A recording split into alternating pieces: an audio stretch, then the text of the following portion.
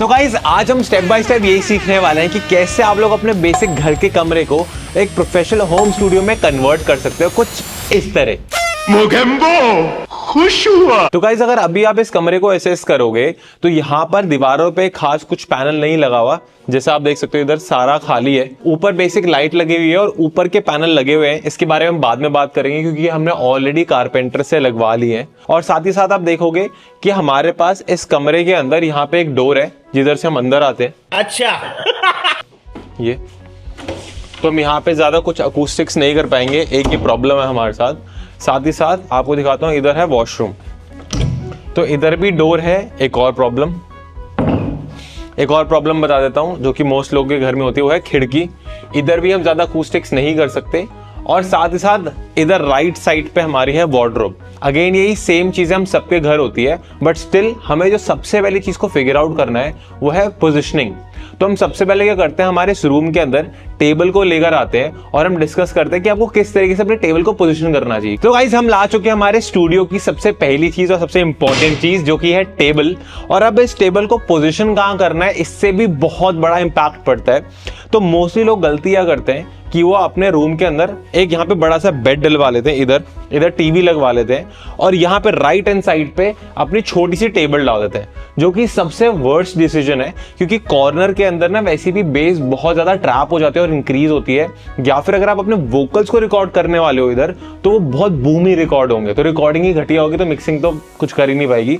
तो हम हमारी टेबल को कॉर्नर में बिल्कुल भी पोजिशन करेंगे ही नहीं, हम रखेंगे इसको एग्जैक्ट सेंटर में। और सेंटर में रखने के बाद भी आपको एक चीज का ध्यान रखना है कि जो आपकी टेबल है ना, उसके पीछे कहीं ना कहीं आपको इतनी स्पेस छोड़नी है। अब ये स्पेस इसलिए छोड़नी है क्योंकि जब हम स्पीकर्स को प्लेस करेंगे ना, तो हम टेबल के ऊपर इवेंचुअली नहीं रखते, हम उनको स्टैंड पर रखते हैं। क्योंकि अगर हमने स्पीकर्स को टेबल पे रख दिया तो टेबल भी वाइब्रेट करेगी और अनवांटेड साउंड को जनरेट करेगी। तो हम सबसे पहले इस टेबल को थोड़ा और पीछे पुश कर देते हैं और कहीं ना कहीं ये मेजर कर लेते हैं कि हमारे सेंटर में ही हो, जो कि है हमारे, देखो यहाँ पे दिख रहा है कि आई गेस ये सेंटर है रूम का, एसी से भी दिख रहा है आई गेस। थोड़ा सा टेबल इधर आ सकता है। तो गाइज हम नेक्स्ट चीज लेके आते हैं जो कि हमारी चेयर। तो गाइज हम लेकर आ चुके हैं हमारी चेयर, जो कि बहुत ही महंगी और प्यारी चेयर है।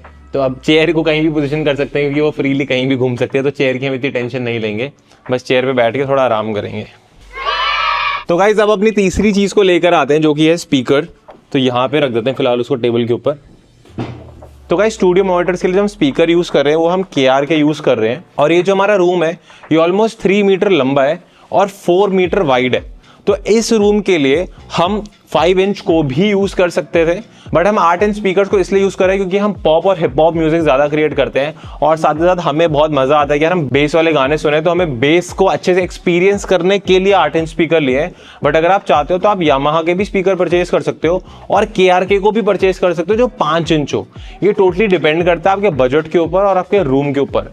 और जो भी मैंने आपको डायमेंशंस बताए 3 मीटर लेंथ में और 4 मीटर विड्थ में, अगर इससे ज्यादा बड़ा रूम है तो प्लीज 8 इंच के साथ ही जाना, बट अगर इतना या इससे छोटा रूम है तो 5 इंच स्पीकर से भी काम चल सकता है। तो गाइस जो दूसरा रीजन है मैं KRK यूज कर रहा हूँ वो सिर्फ इसलिए नहीं क्योंकि मेरे को इसकी बेस बहुत प्यारी लगती है। एक और चीज अगर आप ध्यान से देखोगे कि जो इसका बेस रिफ्लेक्स है ना वो आगे की तरफ है। तो बेस रिफ्लेक्स आगे की वजह से होने से होता क्या है, जो बेस है वो सारी पीछे को जनरेट नहीं होती। और घर के रूम्स में सबसे बड़ी प्रॉब्लम क्या होती है, हमारे पास बहुत ज्यादा स्पेस नहीं होती। तो अगर कोई भी आप ऐसा स्पीकर यूज कर रहे हो जैसे यामाहा यूज कर रहे हो जिसका बेस रिफ्लेक्स पीछे है, तो उसमें सबसे बड़ी एक इशू यही आता है कि कोनों में ना बेस बहुत ही ज्यादा ट्रैप हो जाती है और बूमी साउंड करता है आपका स्पीकर। इसी रीजन से मैं KRK को यूज कर रहा हूँ अपने बेडरूम स्टूडियो में, ताकि बेस रिफ्लेक्स आगे को हो। तो गाइस जो चौथी चीज हम यूज करने वाले हैं, हम एक रोड के माइक को यूज कर रहे हैं। तो ये बजट माइक्रोफोन है, आप अगेन कोई भी माइक्रोफोन को परचेज कर सकते हो। ऑडियो टेक्निका के 80-20-20 को भी परचेज कर सकते हो, लोएट 240 या फिर 440 TS को भी परचेज कर सकते हो। या फिर अगर आपका बजट 10 से 20 हजार रुपए, जो कि सबसे गोल्डन बजट होता है एक होम स्टूडियो के लिए, दोस्त बेकारी नहीं है अपन, तो रोड को भी परचेज कर सकते हो। कोई स्पॉन्सर्ड वीडियो नहीं है, किसी भी ब्रांड का स्पीकर खरीद सकते हो, बस अच्छा खरीदना। हमने रोड ट्राई करा हुआ है, हमने लोएट ट्राई करा हुआ है, हमने ऑडियो टेक्निका का 80-20-20 ट्राई करा हुआ है। ये तीनों बहुत अच्छे हैं, तो इसके साथ जा सकते हो। और होम में इससे और महंगा लोगे तो भाई पहले अपना रूम सुधार लो। तो गाइस जो पांचवी चीज हम यूज करने वाले हैं वो है एक ऑडियो इंटरफेस। अब ऑडियो इंटरफेस आप फोकस राइट भी परचेज कर सकते हो, आप ऑडियंट भी परचेज कर सकते हो और आप लुवेट का कनेक्ट 2 भी परचेज कर सकते हो। क्या ये स्पॉन्सर्ड है? नहीं भाई, ये स्पॉन्सर्ड नहीं है, कोई भी ब्रांड का परचेज कर लो। बट मैंने ऑडियंट को भी यूज़ करा हुआ है, बहुत बढ़िया है। करंटली मेरे पास यहाँ पर नहीं है। मैंने फोकस राइट को भी परचेज करा हुआ है। उसमें एक प्रॉब्लम लगती है सबसे बड़ी, कि अगर आप कोई भी फोकस राइट के इंटरफेस को परचेज करते हो, जो कि कुछ इस तरीके से दिख रहा होगा, इसके अंदर एक ही हेडफोन जैक लग पाता है। दूसरी चीज़ की जो हेडफोन की नॉब्स होती है वो 1 या 2 साल के अंदर खर खर खर करने लग जाती है, जो कि मेरे को बिल्कुल भी पसंद नहीं है। और कनेक्ट मैं इसलिए रिकमेंड करता हूँ क्योंकि इसके अंदर कोई नॉब है ही नहीं भाई, इसके अंदर कोई नॉब हिलाने वाला है नहीं, कंप्यूटर से ही डायरेक्ट चल जाता है। और ये सिर्फ और सिर्फ 15 से 16 हज़ार रुपये में आता है। तो हम इसको यूज़ करने वाले हैं आज हमारे होम स्टूडियो सेटअप में। तो गाइस अब क्या करते हैं, इन सारी चीज़ों को कनेक्ट करते हैं और सुनकर देखते हैं कि हमारे रूम में किस तरीके से साउंड करेगा। और वीडियो को छोड़ना मत यहाँ पर, क्योंकि आगे हम ये भी देखने वाले हैं कि आपके घर के कमरे को कैसे हम अकूस्टिकली ट्रीट कर सकते हैं और किन किन चीज़ों का ध्यान रखना चाहिए, जिससे यही सेटअप लाख गुना बेटर साउंड करेगा। बट उससे पहले एक बार चेकआउट कर लेते हैं कि ये बज कैसे रहा है। तो सबसे पहले आप नोटिस करोगे, स्पीकर के पीछे आ जाओ। तो अगर आप स्पीकर के पीछे नोटिस करोगे कि यहाँ पर एक XLR फीमेल पोर्ट है, यहाँ पर ये रहा, और जो हमारा इंटरफेस है वहाँ पे एक TRS पोर्ट है। देखो यहाँ पे लिखा भी हुआ है लेफ्ट और राइट, तो यहाँ पे हम TRS केबल कनेक्ट करेंगे। तो इसके लिए हम ले आते हैं एक XLR मेल, क्योंकि देखो ये फीमेल पोर्ट है तो इसके लिए हमें यहाँ पे एक मेल पोर्ट चाहिए, और ये भी एक फीमेल पोर्ट है तो हमें एक मेल पोर्ट चाहिए। तो XLR का मेल चाहिए, TRS का मेल चाहिए। तो जो भी यहाँ पोर्ट लगे हैं उसके जैसे ऑपोजिट चाहिए। तो XLR मेल पोर्ट कुछ इस तरीके से दिखता है, और इसको फटाफट से घुसा देते हैं हमारे फीमेल पोर्ट में।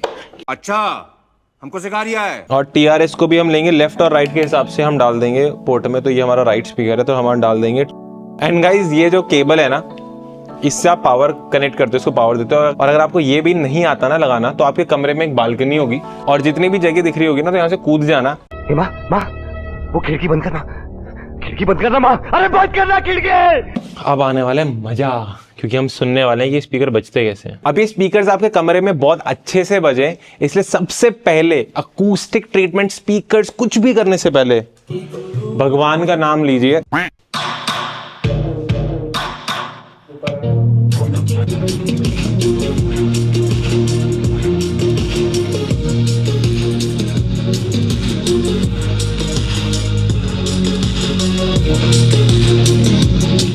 बूमी बूमी सी आ रही है, अभी है खाली है इसलिए आ रही है। आलतू, ये भी भूल गए तुम? तो यही तो प्रॉब्लम है दोस्तों, बूमी बूमी सी साउंड इसलिए आ रही है क्योंकि अभी आपको 2 चीजों के बारे में पता ही नहीं, जो कि विशाल और आपको 2 मिनट में बताएंगे। पहले सुन तो लेते हैं साउंड कैसे कर रहे हैं स्पीकर। यहाँ पे सुनो,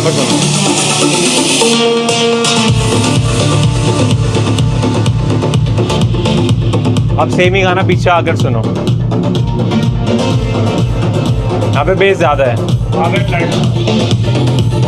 तो गाइस हमने यही नोटिस करा कि अगर आप बहुत ज्यादा स्पीकर के पास आ जाते हो ना, तो बेस ढंग से नहीं आता, और अगर आप बहुत ज्यादा पीछे चले जाते हो कमरे के अंदर, तो वहां पे बहुत ज्यादा बेस कुछ एक्सेसिव आता है और बूमी होता है। इसी रीजन से जब विशाल वहां पर कैमरे को पकड़कर खड़े हुए थे, तो उनको बूमी इसलिए लग रहा था क्योंकि वो कॉर्नर में खड़े हैं, और कॉर्नर में हमेशा जो बेस होती है वो ट्रैप हो जाती है और आपका गाना बहुत ही ज्यादा बूमी साउंड करता है। तो इसी रीजन से जब भी आप अपने होम स्टूडियो सेटअप को क्रिएट करते हो, तो उसमें अकूस्टिक पैनल्स और बेस ट्रैप को लगवाना बहुत ही ज्यादा जरूरी होता है। सेकेंड चीज जो अभी हम मिस कर रहे हैं वो ये है कि ये स्पीकर्स जो है वो स्टैंड पर नहीं रखे हुए। तो अगर आप अपने स्पीकर को स्टैंड पर रख दो ना, तो आप स्पीकर्स पीछे रख सकते हो, टेबल को आगे लेके आ सकते हो और अपने स्वीट स्पॉट से गाना सुन सकते हो। जब बेसिकली हमने स्टार्ट करा था और 4-5 साल पहले हमने पैनल्स खुद से क्रिएट करा था, तो जब हमने स्टूडियो सेटअप कर लिया था ना, तो हमने स्पीकर जो थे टेबल पर ही रख दिए थे, और हमें लगता था कि यार अच्छे नहीं साउंड कर रहे स्पीकर। सबसे बड़ी प्रॉब्लम ये आती है जो बूमीनेस स्टार्ट होती है, वो ये होती है कि आपकी टेबल ना वो 120 हर्ट्ज से लेके 300-400 हर्ट्ज की फ्रीक्वेंसी काफी ज्यादा बूस्ट करवा देती है और स्पीकर्स गंदे साउंड करते हैं। तो मैं क्या करता हूँ, अपने आईफोन को यूज करके डिस्टेंस कैलकुलेट कर लेता हूँ कि स्पीकर्स कितनी दूर है। तो मैं इसे आपको यूज करने वाला हूँ और यहाँ पर इस पे करूँगा टैप, फिर अपने इसको उधर लेके जाऊँगा। तो रफली ये दिखा रहा है 1.4 मीटर। अब मैं क्या करता हूँ, यहाँ से एक और डॉट लेता हूँ। अगर आप रियल 1.4 मीटर कहीं ना कहीं यहाँ बैठ रहा है, बिल्कुल इस डॉट पे देखो ऑलमोस्ट यहाँ बैठ रहा है, जो कि बिल्कुल आपके पंखे के नीचे आ रहा है। अब जितना मेरा एक्सपीरियंस रहा है होम स्टूडियो सेटअप को क्रिएट करने के लिए, वो ये पंखे के नीचे भाई बिल्कुल भी मत बैठो, क्योंकि यहाँ पर आपको बेस बिल्कुल बकवास आएगी। पंखे के हमेशा थोड़ा पीछे बैठो, क्योंकि पंखा जो होता है वो आपके रूम के सेंटर में लगा होता है। उसके लिए मैं एक चीज़ करूँगा, क्योंकि अब देखो मेरे को यहाँ से डिस्टेंस बढ़ाना है, बट मेरे को at the same time equilateral triangle का कॉन्सेप्ट भी संभाल के रखना है। तो मैं जो स्पीकर्स हैं उनकी विड्थ थोड़ी सी और बढ़ा दूंगा, और अपनी चेयर को ले आऊँगा और कहीं ना कहीं यहाँ पर पोजीशन कर लूँगा। अगर आप अपने स्पीकर्स को टेबल पे रखते तो प्रॉब्लम ये होती है कि अगर आप टेबल को आगे खींचोगे तो स्पीकर भी आगे आ जाएंगे, बट अब वो प्रॉब्लम नहीं होगी। अब मैं क्या करूँगा, अपने जो टेबल को थोड़ा सा आगे खींच लूँगा। आई नो ये बहुत ज़्यादा पीछे हो गया, मैं समझ रहा हूँ, बट अगर रूम अपने घर को ज़्यादा प्रोफेशनली लेकर जाना है तो ये चीज़ों का ध्यान रखना पड़ेगा। नहीं लेके जाना तो भाई कर लो पीछे, थोड़ी बहुत साउंड तो ऐसे फिर वो फक होगी। तो गाइस जब भी आप ऐसे रूम को टेस्ट करो तो अपने ऐसे गाने को यूज करो या सुनो जो आपने मोस्टली हर जगह सुना हो। जैसे ये जो जिफी गाना है बूम बॉक्स कार्टल का, ये मैंने हर जगह सुना हुआ है। इसको मैं म्यूट कर दूंगा क्योंकि कॉपीराइट आ जाएगा, बट ये गाना मैंने प्रोफेशनल स्टूडियो से लेके हमारे मेन स्टूडियो से लेके एयरपॉड्स हेडफोन्स हर जगह सुना हुआ है। तो मैं बेसिकली सुन के आ रहा हूँ कि पूरे कमरे के अंदर कहाँ पर बेस नहीं है, कहाँ पर बेस ज्यादा और कहाँ पर बेस बहुत बैलेंस्ड है। इसको अगर आप बहुत अच्छे तरीके से टेस्ट करना चाहते हो तो आप सोनार वर्क्स का ये माइक भी यूज कर सकते हो। क्या टेस्ट करके बता सकते हैं कि आपके रूम के अंदर कौन सी पर्टिकुलर फ्रीक्वेंसी ज्यादा बूस्ट हो रही है, और इसकी मदद से आप उसको काफी हद तक मैनेज भी कर सकते हो। तो इसको यूज कर सकते हो। मैं अभी इसको यूज नहीं करने वाला, और अगर देखना चाहते हो इसको यूज कैसे करते हो नहीं। बट जो दूसरी प्रॉब्लम अभी भी है जिसकी वजह से यहाँ पर हम रिकॉर्डिंग नहीं कर सकते माइक को लगाकर, जिसकी वजह से हम इन स्पीकर्स पे ज्यादा गाने मिक्स नहीं कर सकते, वो है रिफ्लेक्शंस। सुनकर देखो, काफी रिफ्लेक्शंस हैं अभी इस कमरे के अंदर। तो अगर प्रोफेशनल रोड का माइक्रोफोन भी यूज कर लूंगा तो आवाज गूंजेगी। अगर इन्हीं माइक्रोफोन्स में इतनी ज्यादा गूंज रही है तो वो तो कंडेंसर माइक्रोफोन है, उसमें और ज्यादा गूंजेगी। तो गाइस अब आ गया है बहुत ही क्रूशियल मोमेंट, जो कि है अब इस रूम को अकूस्टिकली ट्रीट करना, और उसके लिए हम अकूस्टिक पैनल को यूज करने वाले हैं। बट मैं आपको बता देता हूँ गाइस, अभी जो हम रूम को ट्रीट कर रहे हैं ना, उसके लिए हम सिर्फ और सिर्फ बेसिक अकूस्टिक पैनल को ही इंस्टॉल करने वाले हैं। जब आप कभी और ज्यादा इन डेप्थ में पढ़ोगे तो रूम को ट्रीट करने के लिए बेस ट्रैप्स को लगाया जाता है। एक बार हमारे मेन स्टूडियो चलते हैं और वहां समझते हैं कि कैसे अकूस्टिक पैनल्स और बेस ट्रैप्स को लगाया जाता है। Follow me. तो ये हमारा मेन स्टूडियो है जो कि अभी थोड़ा बिखरा हुआ है। तो अगर आप नोटिस करोगे ना, बेस ट्रैप्स कुछ इस तरीके से दिखते हैं। तो ये कोनों में लगते हैं, ये बहुत बड़े से होते हैं, और इसके अंदर नीचे से लेके ऊपर तक बहुत सारी फोम को फिल करा जाता है, जिससे जितनी भी कोनों में बेस ट्रैप हो रही है वो उसको अब्सॉर्ब कर ले। मालूम है तेरे बाप को, मत सिखा चल। और एक रूम के अंदर आप 3 से 2 बेस ट्रैप्स लगा सकते हो। दूसरा हमने यहाँ पर लगाया हुआ है, ये हमारा दूसरा बेस ट्रैप। और आप देखोगे जो हमने बाकी के अकूस्टिक पैनल्स लगा रखे हैं वो हमने ऐसे खड़े कर रखे हैं इस रूम के अंदर, और ये रूम थोड़ा ज़्यादा अच्छे से अकूस्टिकली ट्रीटेड कमरा है। तो अभी हम हमारे दूसरे स्टूडियो में बेस ट्रैप्स को यूज़ नहीं करने वाले हैं क्योंकि है नहीं हमारे पास। मैं गरीब हूँ। तो अगर आपके पास है तो आप इंस्टॉल करवा सकते हो बेस ट्रैप, बट अभी के लिए हम सिर्फ और सिर्फ बेसिक अकूस्टिक पैनल्स को ही यूज़ करने वाले हैं। और आपने बहुत सारे स्टूडियोज में ऐसा कुछ देखा होगा जहाँ पे वो अकूस्टिक की फोम लगाते थे पूरे दीवारों पे। सबसे बेकार आइडिया है वो, क्योंकि सिर्फ उससे कुछ नहीं होता। हाँ भाई उससे होता है, बट सिर्फ उससे कुछ नहीं होगा, आपको ऐसे रॉक वूल के पैनल्स बनवाने पड़ते हैं। तो गाइस अब एक बार इन डेप्थ तरीके से समझ लेते हैं कि एकदम लो बजट के अंदर आप कैसे खुद से अपने कमरे के लिए अकूस्टिक पैनल्स को क्रिएट कर सकते हो, और क्या क्या चीजों का ध्यान रखा जाता है खुद से अकूस्टिक पैनल को बनाने के लिए। तो गाइस अब समझते हैं कि हमारे कमरे में हमें कहां पर सबसे पहले अकूस्टिक पैनल चाहिए और किस तरीके से एक अकूस्टिक पैनल को क्रिएट करा जाता है। तो मैंने अभी आपके सामने व्हाइट बोर्ड पर एक रूम को क्रिएट कर लिया है, जहां पर हमारे पास ये हमारा गेट है, ये हमारी विंडो है, ये हमारी वार्डरोब है, हमारी अलमारी। तो लेट्स से अब ये आपके स्पीकर्स है और आप इस चेयर पे बैठे हुए हो, तो आपको सबसे पहले कहां पर अपने अकूस्टिक पैनल लगवाने हैं? आपको अपने अकूस्टिक पैनल लगाने हैं जहां पर हमारी सबसे पहली रिफ्लेक्शन पड़कर हमारे कानों में साउंड गिर रही है, जिसको बोलते हैं अर्ली रिफ्लेक्शंस। यानी कि मान लो अब जो साउंड मैं बोल रहा हूँ, एक तो है वो डायरेक्टली यहाँ से ट्रैवल करके यहाँ जा रही है, ठीक है, और जो दूसरी साउंड आपके पास आ रही है वो आ रही है जो मैं यहाँ से बोल रहा हूँ, वो इस दीवार पे कुछ एक एंगल पे टकरा रही है और वो डायरेक्ट सीधा आपके पास आ रही है। तो एक तो होगी हमारी डायरेक्ट साउंड, एक होगी अर्ली रिफ्लेक्शन वाली साउंड, और जो हमारी थर्ड टाइप की साउंड होती है वो बेसिकली क्या है, जब आप बोलते हो तो मेरी साउंड इधर टकरा रही है, फिर इधर टकरा रही है, फिर आपके पास आ रही है। तो जब वो 2, 3, 4, 5 वॉलों से साथ में टकरा कर आ रही है तो उसको बोला जाता है रिवर्ब साउंड, क्योंकि वो एक दीवार से नहीं है, वो मल्टीपल दीवारों से टकरा कर क्रिएट कर रहे हैं। तो हमारा सबसे पहले गोल होता है कि हमारी अर्ली रिफ्लेक्शंस को रोकना। तो लेट्स से अगर मान लो हमारा स्पीकर यहाँ पर है और हम यहाँ चेयर पे बैठे हम सुन रहे हैं, तो अर्ली रिफ्लेक्शंस कहाँ बनेगी? तो अर्ली रिफ्लेक्शंस के कुछ पॉइंट देख लेते हैं। तो जो हमारी सबसे पहली अर्ली रिफ्लेक्शन है वो ये है, यहाँ पे टकराया और डायरेक्ट अपने कान में गई। तो एक पैनल तो यहाँ लगेगा सबसे पहले, दूसरा लगेगा जो यहाँ पर इस वार्डरोब से टकरा कर अपने कानों में पड़ रही है। अगर ये वार्डरोब ना होती तो ये दीवार होती, तो दूसरा पैनल कायदे से यहाँ लगना चाहिए, बट घर है तो नहीं लगा सकते इधर। फिर एक पड़ेगी यहाँ से डायरेक्ट आपके कान के अंदर, तो आपकी तीसरी यहाँ आ गई, फिर एक इधर से भी पड़ेगी, चौथी ये होगी, एक होगी जो आपके स्पीकर्स के पीछे से जाएगी। अब एक्चुअल में साउंड सिर्फ इस तरीके से काम नहीं करती है, वो और ज़्यादा कॉम्प्लेक्स है, बट अभी मैं आपको सबसे ईजी तरीके से समझा रहा हूँ।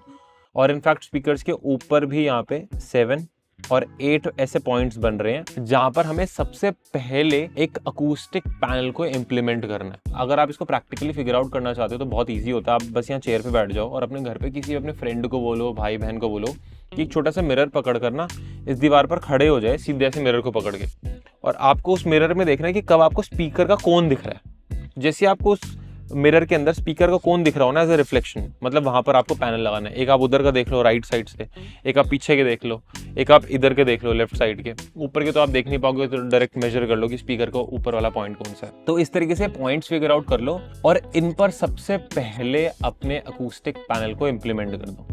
उसके बाद जैसे मान लो आपने यहाँ इम्प्लीमेंट कर दिया, अब ये जगह खाली बच गई, अब ये जगह खाली बच गई, यहाँ पे भी जगह खाली बच गई। अब जो बाकी के पैनल्स है वो यहाँ लगाओ जो आपकी जगह खाली बच गई है।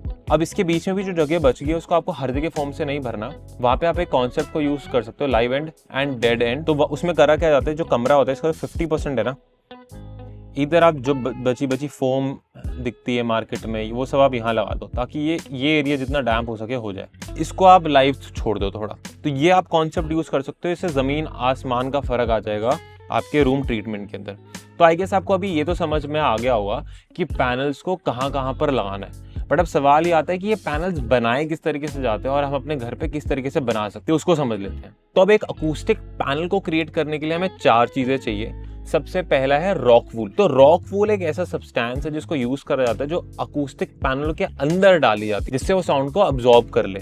तो रॉक वूल एक ऐसा मटेरियल है जो कि साउंड जैसी उस पर पड़ती है तो उसको रिफ्लेक्ट नहीं करता, उसको अब्सॉर्ब कर लेता है। सेकंड चीज जो हमें चाहिए वो हमें चाहिए लक्कड़, वुड। तो हम रॉक वूल को डायरेक्टली दीवारों पे पेस्ट नहीं करते हैं क्योंकि रॉक वूल कॉटन जैसी दिखती है कुछ इस तरीके से, और अगर आपने उसको डायरेक्ट लगा दिया तो वो झड़ेगी, और जब वो झड़ेगी आपके नाक में जाएगी, आपके मुंह में जाएगी, आपके हाथों पे लगेगी, तो आपको पहली बात तो बहुत खुजली होगी।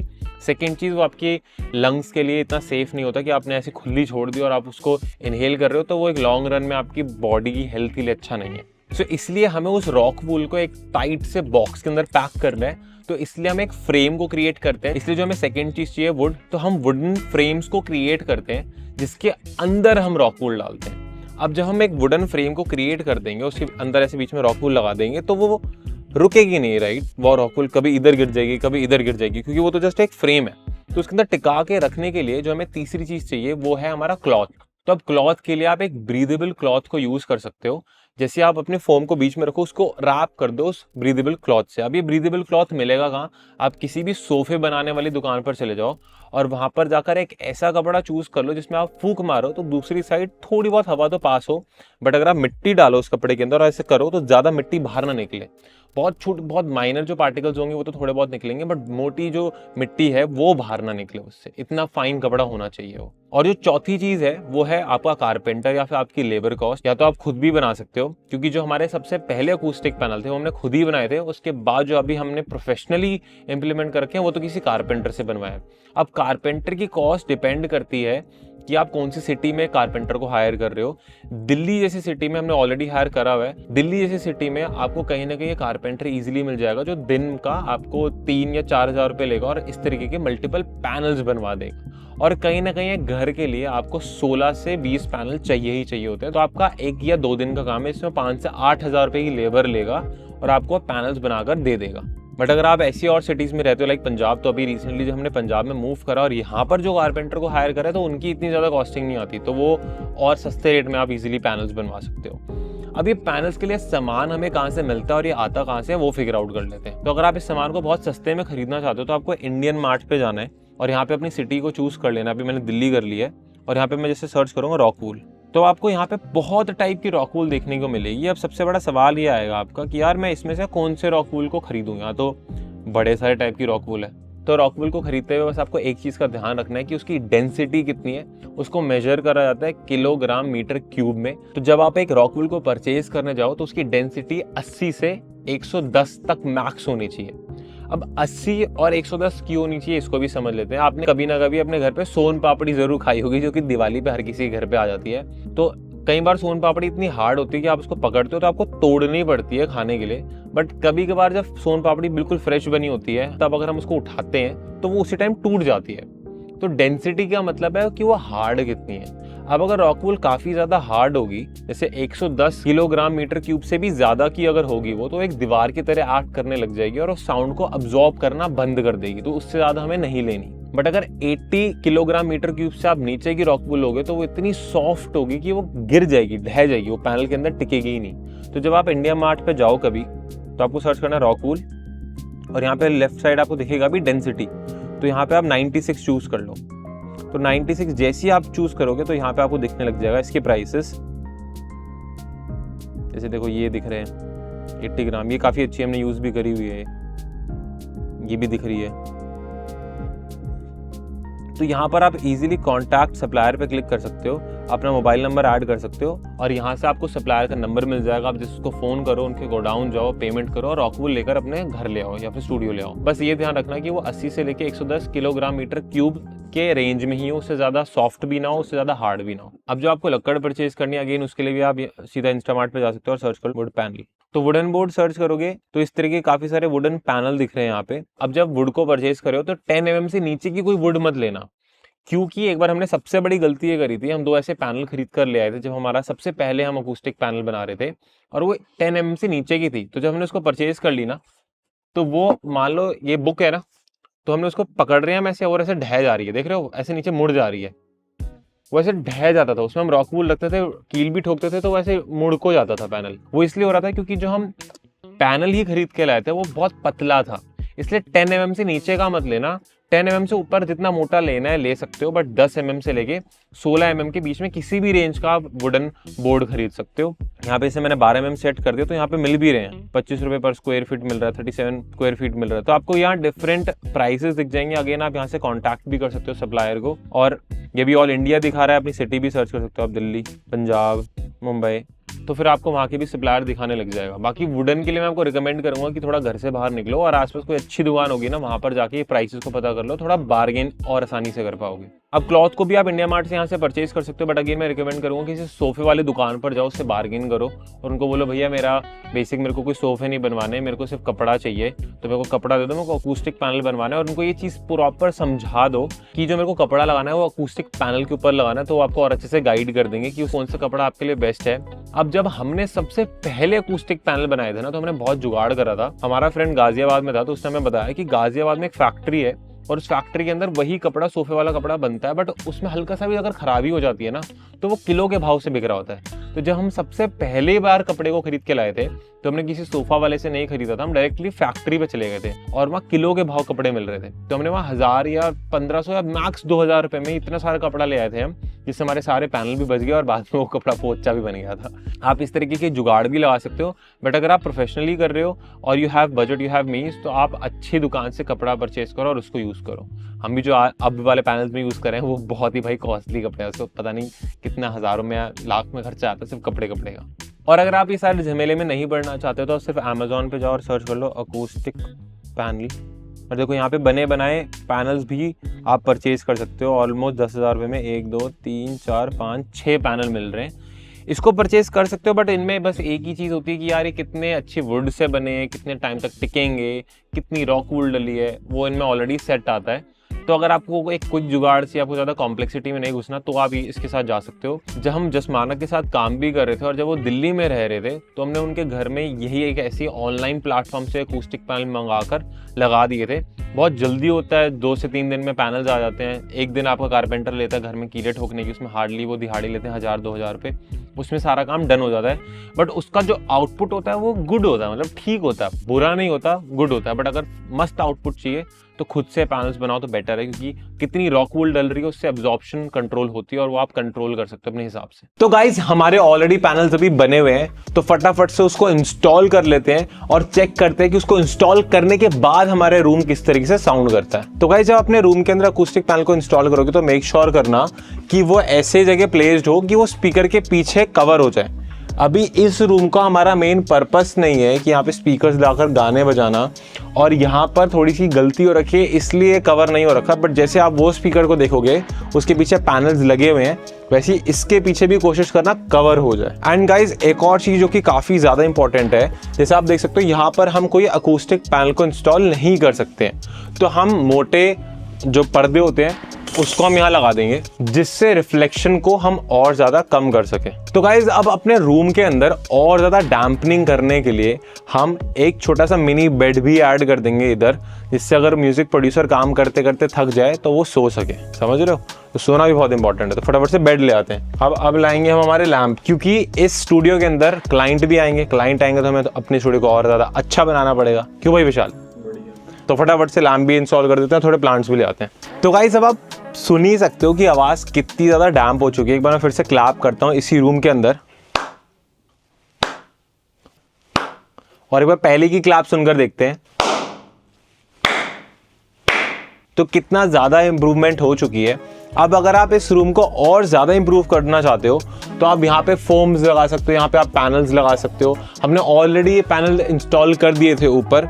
आप यहाँ पे जो थोड़ी बहुत खाली स्पेस रहेगी है पीछे, यहाँ पर और ज़्यादा पैनल्स लगा सकते हो। अब एक बार सुनकर देखते हैं।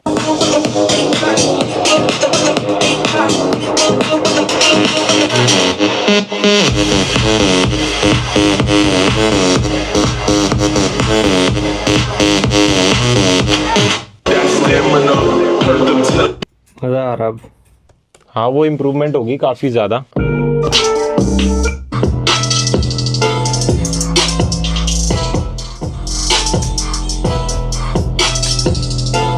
तो गाइज ये जो पैनल्स हैं ये ऑलमोस्ट 15 से 16 हज़ार रुपए के अंदर बने हुए हैं, तो इससे एक बहुत ही ज़्यादा मेजर इम्पैक्ट देखने को मिल रहा है। और इनफैक्ट इस कमरे में तो कहीं पैनल्स हमने लगाए ही नहीं है। जब हमने हमारा स्टूडियो दिल्ली से पंजाब शिफ्ट करा तो हमने कहीं छोड़ ही दिया, उधर ही दिल्ली छोड़ा है। बट ये स्टिल काफ़ी ज़्यादा बेटर साउंड कर रहा है। आपको कैसा लग रहा है विशाल?